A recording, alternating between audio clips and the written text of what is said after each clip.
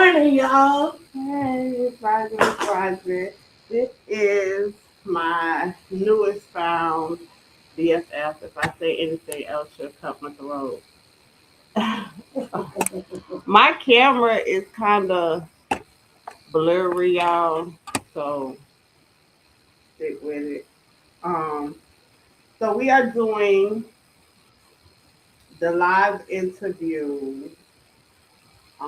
I don't know what she's gonna ask me, what she's gonna say. So if you see me looking crazy, that's because it's live and raw and uncut. But I chose her to do it because she don't know me, but she know me. We have been friends what 4 years now, 3 years now. I have told her some stories. She has witnessed some stories. She has witnessed some stuff I tell her, and then months later she'd be like, "Friend, you said that." It's just been things that she don't know, but she's seen, but she learned to see. She saw me grow through some things. Blah blah blah blah blah blah. So we are here, and I guess let's get started. I'm not trying to be cute. I'm trying to be real. This is me every day in my house. So I'm not dressing up for nobody. I'm sorry. Otherwise, if I got to do that, it ain't gonna be done. Okay, so I want to ask you, um, what are your aspirations at this point in your life? At this point in my life, my aspirations are just to have good health, spiritual awareness, be able to maintain a healthy lifestyle. I don't want to be rich and famous. I want to be wealthy and quiet. I understand. So that is my that's my aspiration for right now. I disappear a lot and I go through all these phases and stuff to get to where I want to be quietly. hmm So let's see. Well, anybody who knows you knows that you're a spiritual person, and I want to ask what um what triggered or what aligns you to want to tap into your spirituality so far. So what triggered me to tap actually into my spirituality? I've always known I want to say since high school, I've always known that I've had spiritual gifts. Because with my boy's father, I will be able to see things before they happen Mm-hmm. to sway us from doing certain things. Also, when he went to prison, he would often write me letters, and when he called, I would already be answering the questions to his letters, and I hadn't even received them yet. He'd be like, "How you know? If you ain't got the letter, how you know what I said?" Mm-hmm. So that has always been in my mind, like, okay, so I knew I had these gifts, but I that's as far as I went with them. Mm-hmm.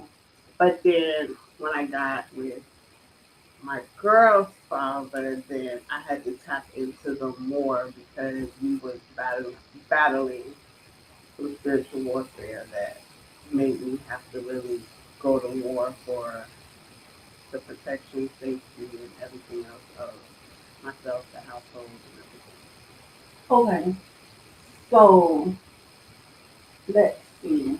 Tell us a little bit about the younger Rena versus the older Rena. everything. The younger Rena was emotionally unstable, Mm-hmm. very reactive, um, not controlling but demanding. Mm-hmm. I mean, I never tried to control anybody, but I demanded my respect. Okay. And I used to get my respect out of lashing out in emotions right then and there. Like, you weren't waiting. Hmm. Okay, okay. Right now, how you see I'm calm, and I be like, girl, gotta take care of that, or I ain't putting no energy into that. Nah. So you would say that you were more aggressive Very aggressive. when you were younger versus now. Very aggressive. Very aggressive. Very reactive. Very angry. Very all of that. I would flip out if you bought me a hamburger and it got mayonnaise on it, and I told you I don't eat mayonnaise. Now I can't eat this whole damn sandwich, and I don't want it, and I would flip out like over the smallest little thing. Um, yeah. So, and I because of that, I did a lot of things that I won't repeat on camera because I still ain't caught the charge. But yeah, I'm just leave it at that. Okay. So with Hey, over there Instagram, I see people over there, but I can't read nothing. okay, so let's discuss some things that you learned to help in your spirituality. Like what tools, like such as meditation and things like that, have you done to help you in your process in life so far? I had to start out with acknowledging that I had a problem. Mm-hmm. That was the first thing. I had to acknowledge that I had a problem. I had to recognize what the problem was. Um, and I have ADHD Mm-hmm. and I have bipolar. Mm. And I, which explained why I always used to flip out when I was younger. Mm. But I never took any type of medication at all, ever. I never took anything, regardless of my diagnosis, other than weed and alcohol. I used to be a heavy smoker and a heavy drinker. Like, I could drink a man and smoke a man under the table. But when I started going through that warfare and learning about spirituality and how to tap into myself and realizing that myself was stronger than everything else, I started doing shadow work and start recognizing what my triggers were, what made me react this way, what I needed to heal from, and why. As children, when we're going through things, we so-called want to blame our parents or who raised us or whoever the issue is that's our trigger for us. We don't always understand the happenings until we become an adult. Mm-hmm. So I realized a lot of those things as well. Like some of the people that I was angry at, I had to realize. I realized as an adult that they didn't know, or they was working with the best things that they could. So it was shadow work first. And you think that helped with childhood trauma? Yes. Okay. Now, what is shadow work? So shadow work is basically going deep within and answering questions that trigger the most darkest, deepest, hardest emotions that you have within yourself. What you buried in your subconscious that you don't deal with. See, the thing that people don't realize about our subconscious mind is that our subconscious mind triggers what we do consciously. Okay, okay. And that's why sometimes we don't realize why our mood has shifted, why we're angry, what just happened, because it's coming from our subconscious mind, but we're reacting to it consciously. Now, some people are, I won't say intimidated, but a little scared to tap into their deepest, darkest emotions and things within inside of them. What can you recommend them to do when they're starting to tap into shadow work? Not stop. Okay. And the reason why I say not stop is because once you open Pandora's box and you don't complete the task Mm-hmm. of realizing and focusing on the healing, or at least trying to figure out how to heal from those things, you could fall into a deeper depression. Mm. You could fall into a deeper rage because now you have unburied all of the things that you have suppressed, Okay. all of the emotions, all of the memories, all of that you have now opened that up. So now that you know it and it's now conscious, it can take you emotionally to places that might make you spiral because you didn't do the healing part. So once you open that box, it's going to be hard, Mm-hmm. it's going to be scary, it's Mm-hmm. going to be lonely, Mm-hmm. it's going to make you break down, it's going to make you scream, it's going to make you nervous, might even make you a little paranoid, depending on your emotional chemical makeup. There's so many things you can go through. But you have to go through those emotions, sit with them, and then start the healing process so that you don't spiral. So, did you know that you had to do all of those things and face all of those things before you were introduced to shadow work? No, Okay. because nobody talks about that part of shadow work. So you learned as you went along. Yeah. Okay. Everybody just says do shadow work and it'll heal and you'll be a better person when you come out of it. But nobody talks about the emotional roller coaster you go through doing shadow work. Mm-hmm. Nobody talks about the breakdown. Mm-hmm. Like nobody talks about the hard part. Mm-hmm. And that's the part that ooh, you see I'm getting emotional even talking about it. That's the part that people need to know before they open that box.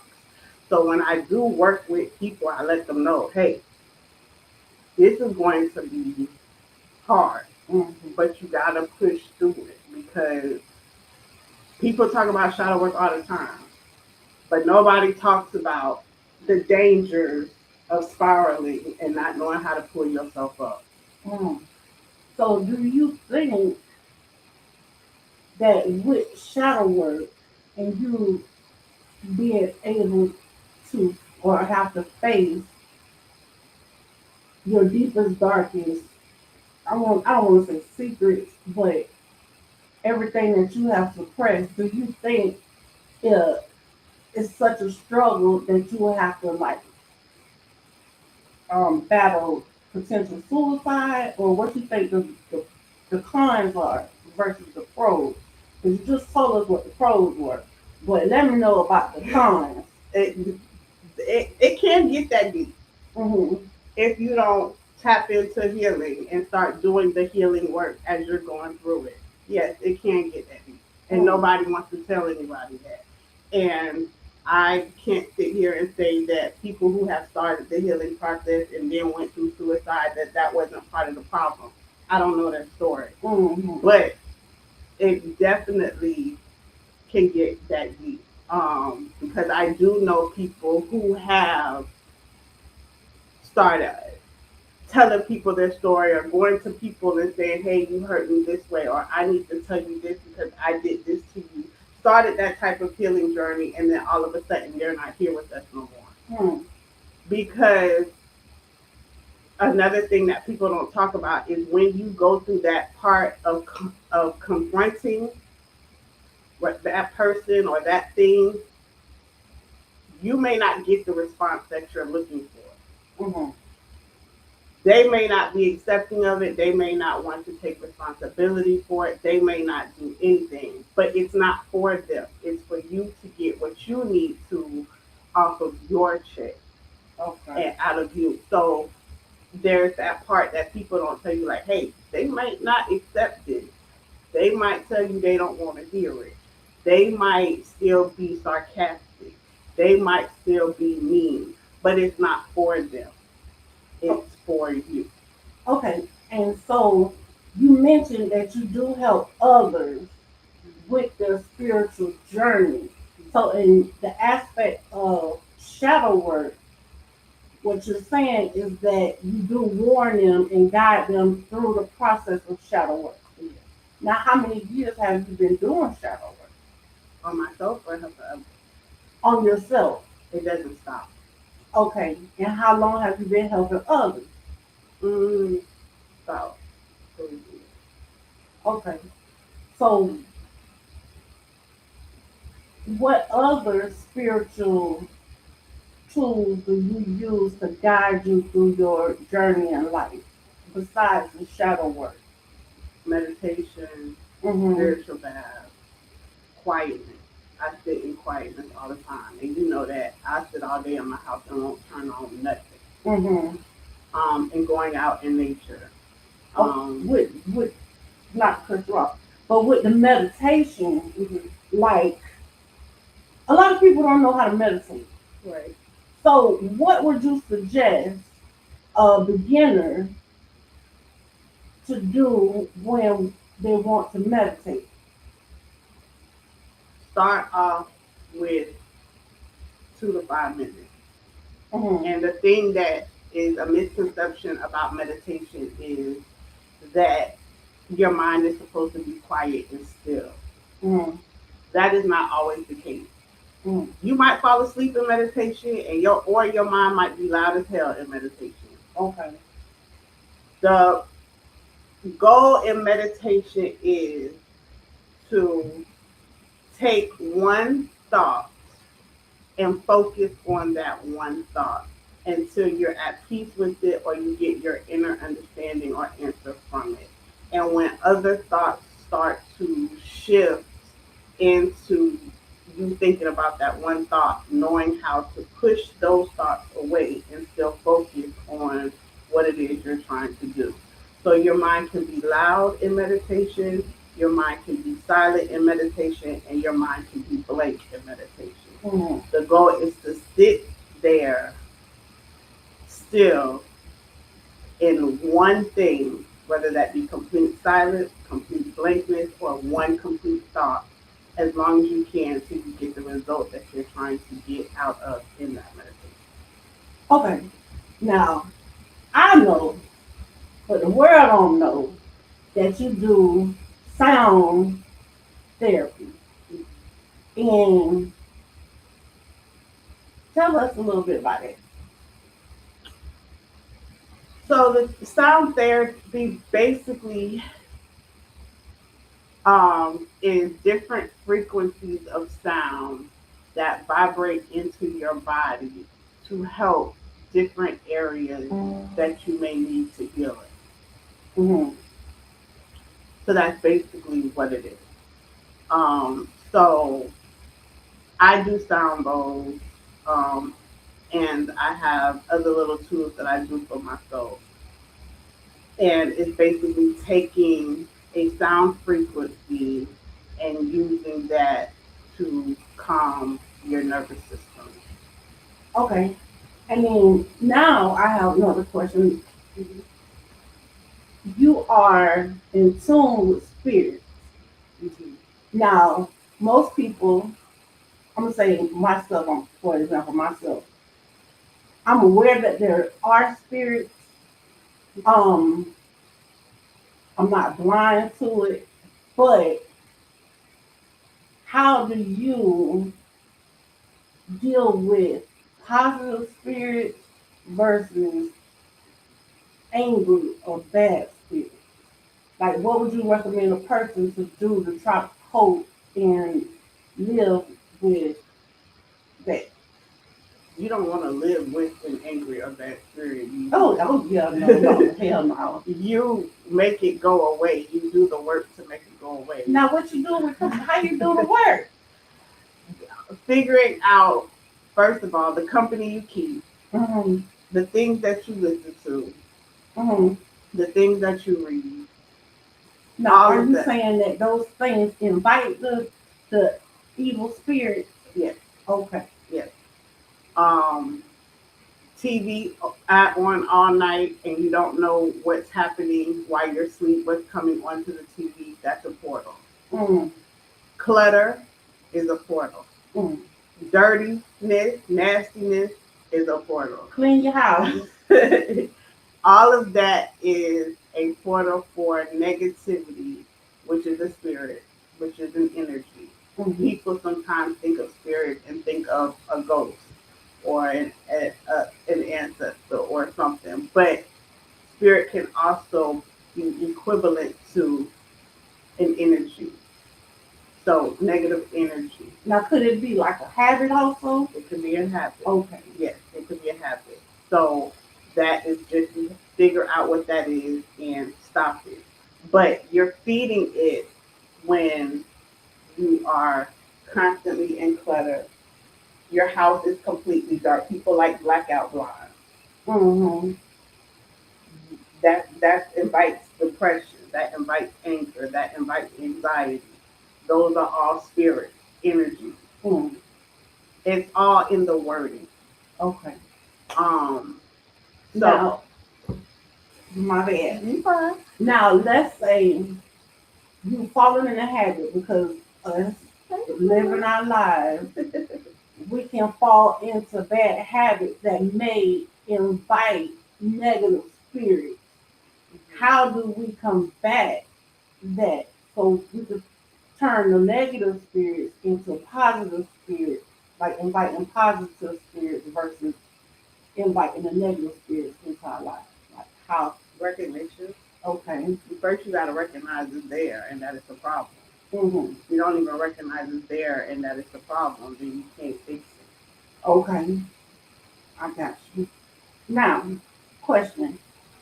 I see that you have a lot of incense and you have currently you have also for your sister. Now, by doing such rituals, how does it help you? How does it how do you implement that into your life? Like what is it doing for you when you do those things? So that's a two-part question. Yeah. So the incense are a part of aromatherapy Mm-hmm. healing. Okay. And incense, essential oils, candles, things of that nature. There are certain oils and fragrances that trigger the chemicals in your mind to react a certain way. That's why what you always say, did you give my Leia a lavender bath so she could calm down? Yeah. Right. So that goes along with anxiety, depression, and things of that nature. Mm-hmm. There are, and then you go in the store and you see incense for money, prosperity, Mm-hmm. abundance, open roads, calm, all of these things because those scents that are on those incense or those oils that are in the candles or the wax melts or whatever it is that you use trigger the chemicals in your mind to react a certain way. So it's either going to motivate you, it's either going to set you into calmness so you can calm down or get a good night's sleep. It's either going to trigger you to want to get up and do something successful. Mm-hmm. And that's basically what incense or aromatherapy healing is. It uses the essence of smell to trigger the chemicals in your mind to react toward a certain goal. Okay. And as far as the altar, for me, and I always tell you, there's no right or wrong way to do things. I don't care what nobody tells you. It's all in what works for you. For me, I put her altar up yesterday because it was her birthday. Mm-hmm. And I wanted to spend her birthday with her. Is she here in physical? No. But it helps me remember her, feel her presence, be able to talk to her and remember her words of wisdom and knowledge and kindness and things of that nature as if she was still here. Okay. So when I sit there and have my coffee with her, eat her cake with her, or whatever the case may be, it triggers the response in my mind as if she was here to get some of the answers that I want from only her. Okay, okay. Now, let's talk about manifestation. Now, how would you approach manifestation from a spiritual aspect? What would you tell one of your clients? How would you guide them through that? Well, there's different ways to manifest. The manifestation is basically bringing upon what it is that you want. And those are people who are into the Bible. It all goes to say, what is they faith without works is dead.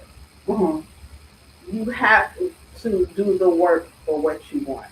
You can't just light the candle, do the bath, drink the tea, and think it's gonna happen tomorrow. Mm-hmm.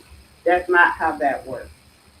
You still have to put in the work in order for whatever it is that you're looking for to come. Okay. So,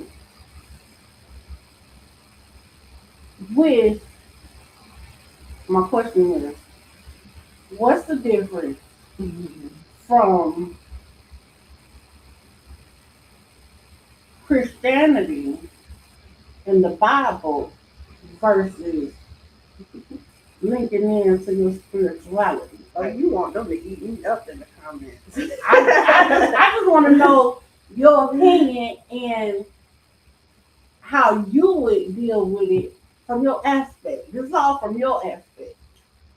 Well, considering I have a background of Christianity and a background of religious Christianity, that people argue with the fact of if it's even Christianity, because I grew up Jehovah Witness. So people say, is that even Christianity? Like, what are y'all?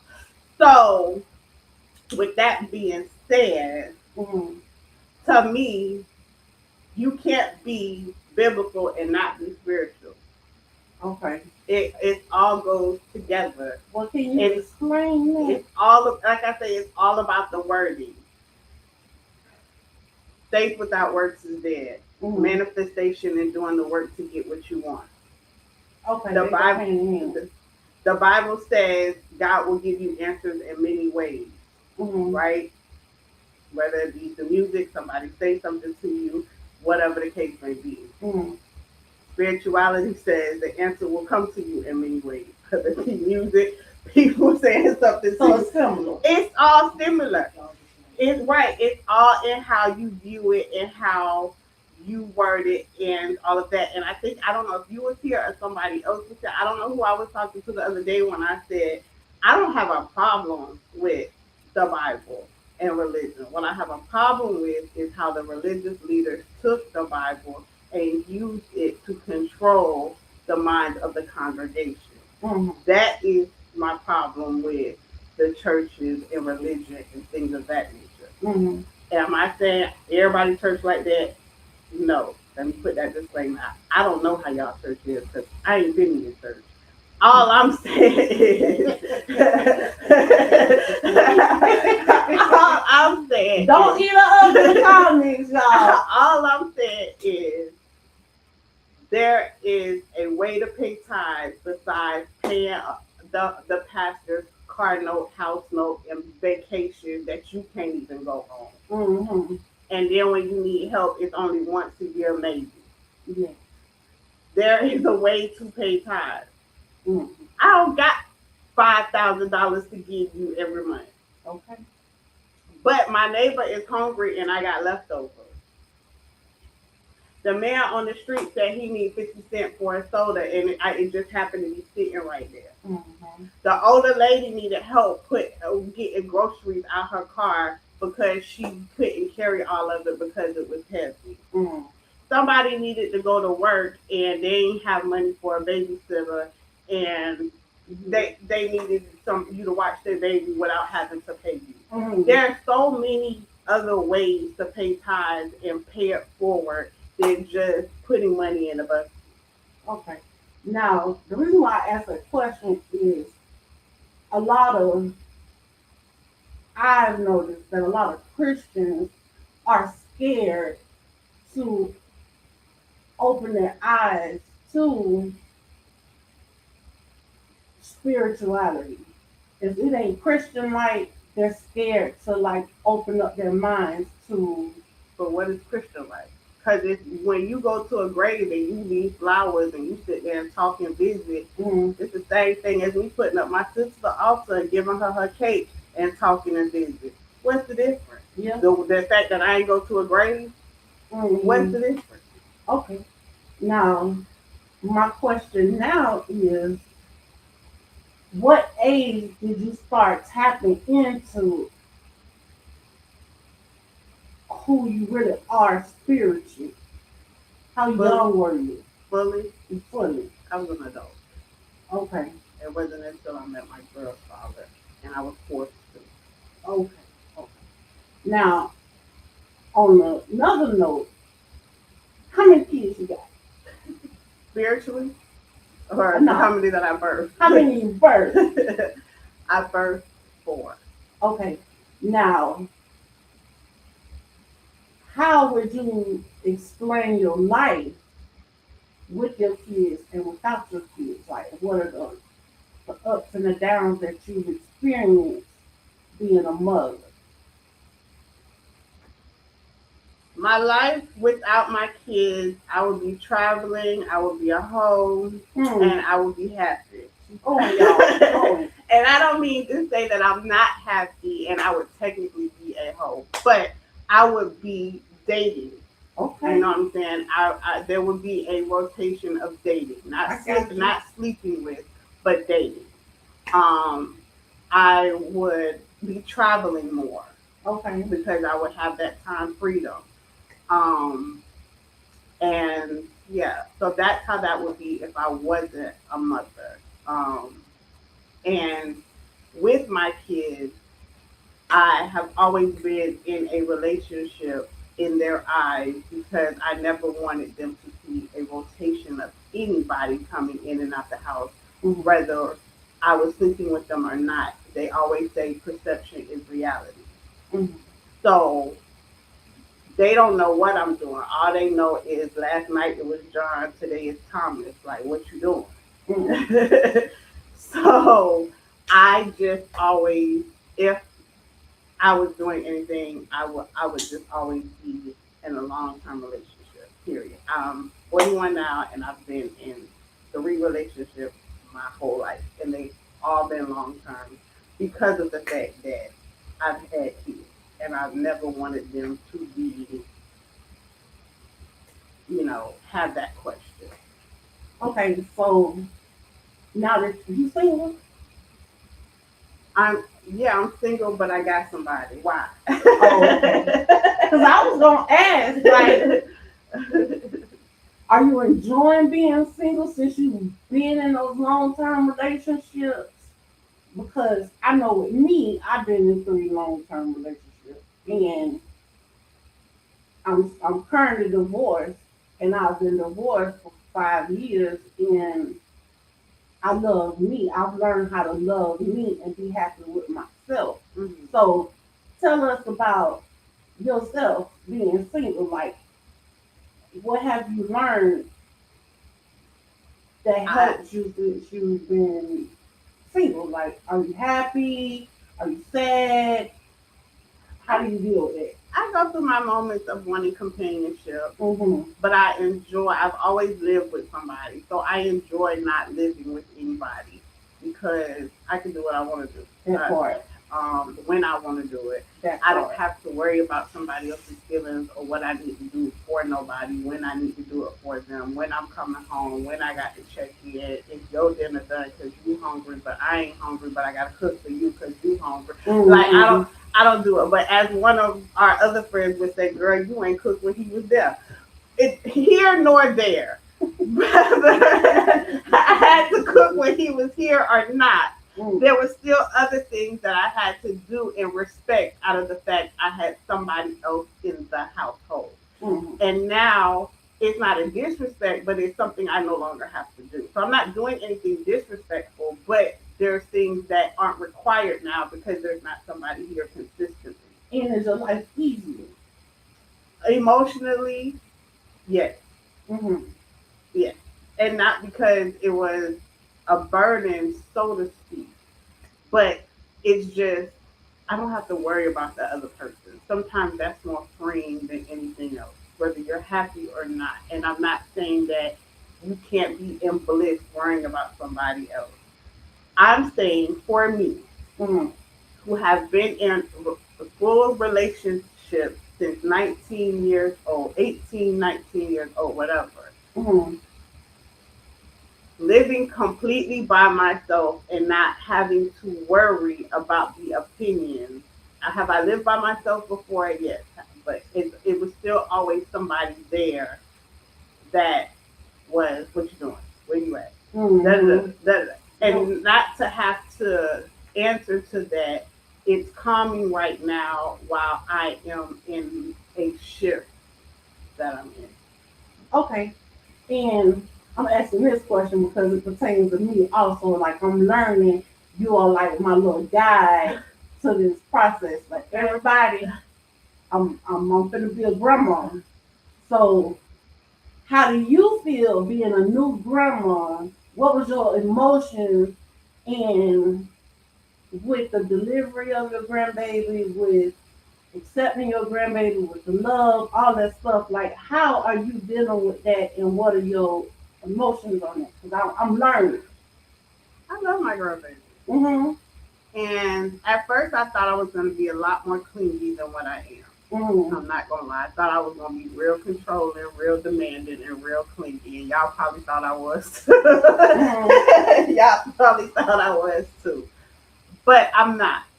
And one thing with all of my kids is I have always given them the tools they needed, but the freedom to fail. Gotcha. I understand that. So, am I attached to my kids? Will I rescue them when they fall? Hell yeah. That part.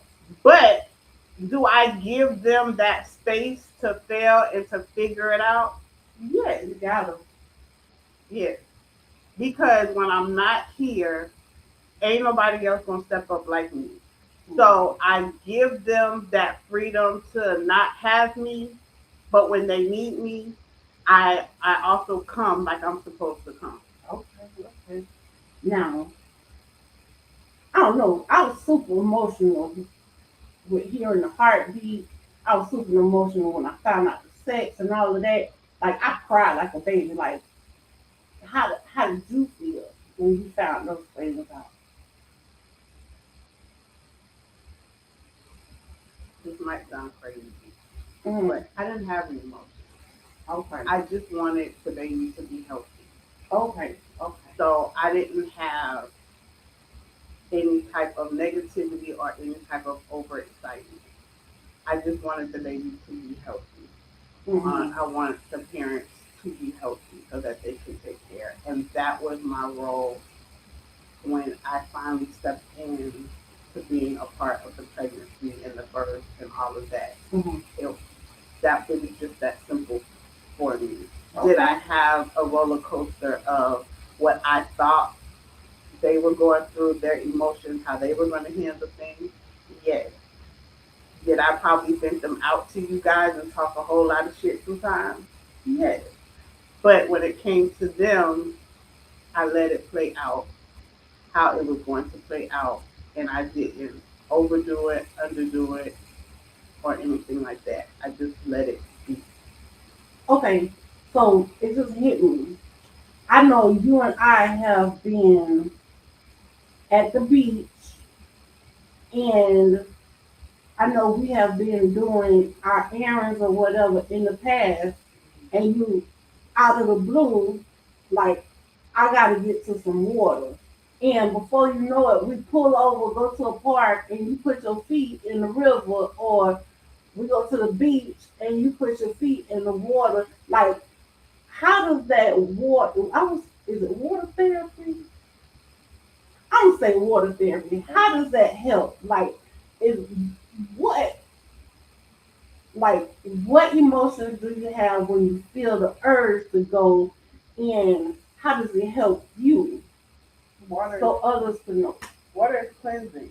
Mm, You ain't clean if you ain't touch no water. well, that's true, honey. So whether it be in a bathing sense or a spiritual cleansing sense, Mm, water is cleansing.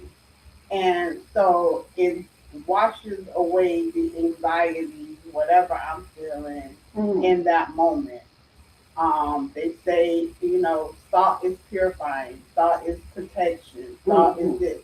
So the beach combined with the salt in the water replenishes your spirit, Okay. so to speak. It washes all of that anxiety, negativity, things of that nature off of you. The river is fresh water, so it's in a sense bathing you because if the earth was perfect, you could drink river and stream water. If Mm-mm-mm. the earth was perfect, If the earth was perfect. right. Y'all don't do this shit right now. But that is essentially what the river represents. If the earth was perfect, that's your bathing water, that's your cooking water, that is Mm-hmm. your essential life water. Okay. So that is what that is for. As far as like the sand and the park and the earth and the trees, grounding, and don't get into all these technical terms.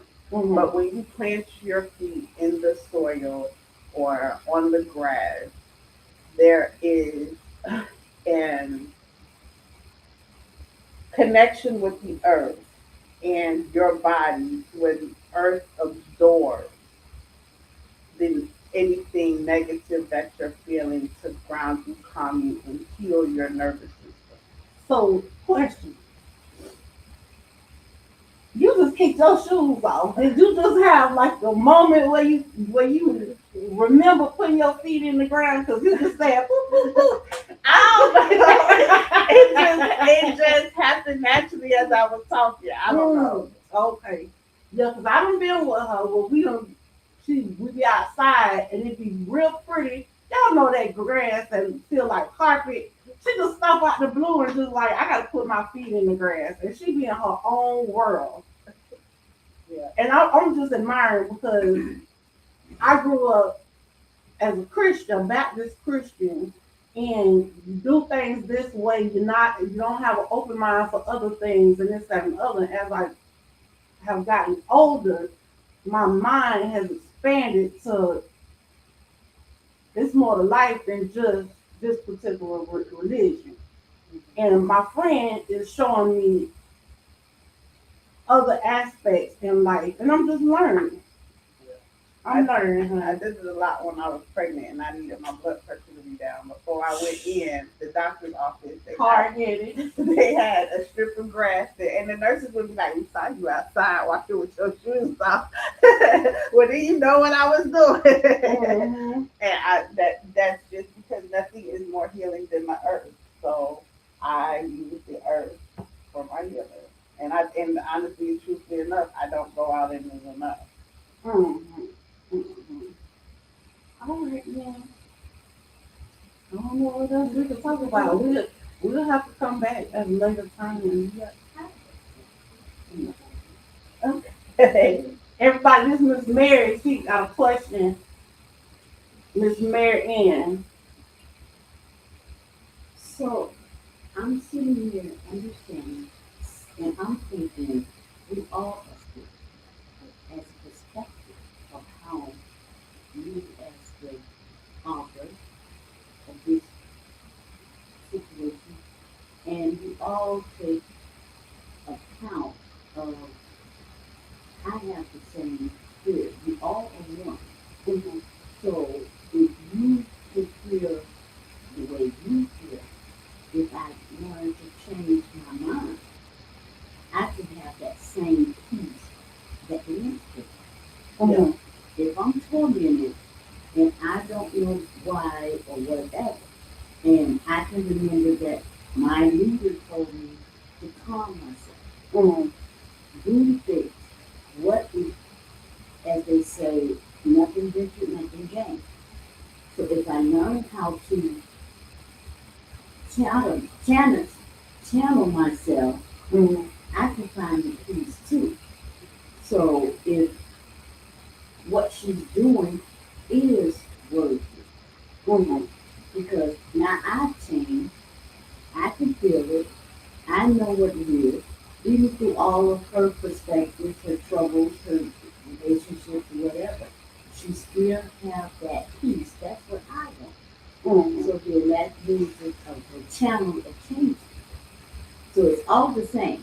Spirituality, Baptist, Methodist, Jehovah's Witness, whatever. It's a choice and it's a change. Yep, she done brought it up. You know, touch people's lives. She done touch people's lives, y'all. And I admire that because me myself, I really don't know what my purpose on life is. And some people know what their purpose is. Some people know what their gifts are because it's obvious what their gifts are. Some people are singers. Some people are artists. Some people are doctors and lawyers.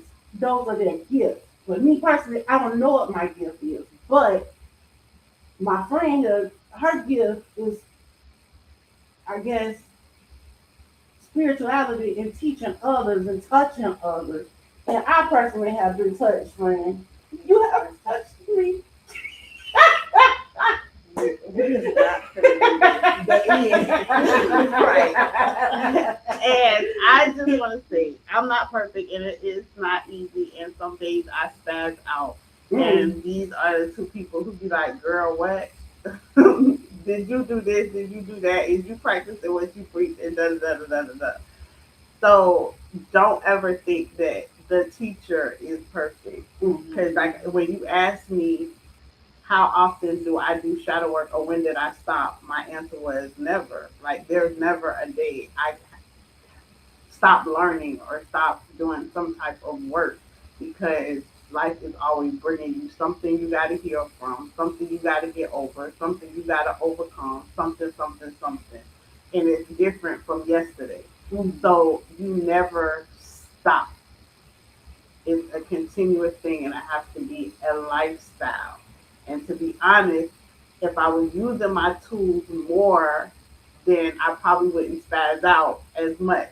If I was getting into nature more, if I was pulling out my sound bowls more, if this and that, then things would be easier. And to get on to what you said as far as your purpose, you do have a purpose. I just don't know what it is. Why you don't know what it is? Your purpose is the fact that you are continuously there for people that you love when they need you. Well, I didn't know that was my purpose. I just thought that was me being me. That's the purpose. That's the purpose. Okay. Your purpose doesn't always have to be something that people label or that is big or extravagant or unordinary or anything like that. Sometimes a purpose is just simple. Like the grandmother of the family, her purpose is simple. Like she just keeps the family together. She's the guidance. She's the one who prays for everybody. She's the one who does that, and that is your purpose. What do you always do over your family? You pray over your family. You always say, every night I pray over all my kids. I pray over everybody. Make sure this is that is your purpose, because when you wake up in the morning, whatever was happening yesterday that was going on that you prayed for, it has already been answered and you are okay. So that's your purpose. Your purpose is to shield and protect your family, and that's what you do. Okay. Well, thank you for answering. No problem. Thank you for answering. If you're not stuck, you can always get. Yeah. As they used to say, you're not good at cancer. Okay. You have to learn how to have a different perspective of yourself as you grow. And your purpose is everything that you are. Yeah. So that is your purpose. Everybody's purpose. Well, thank you.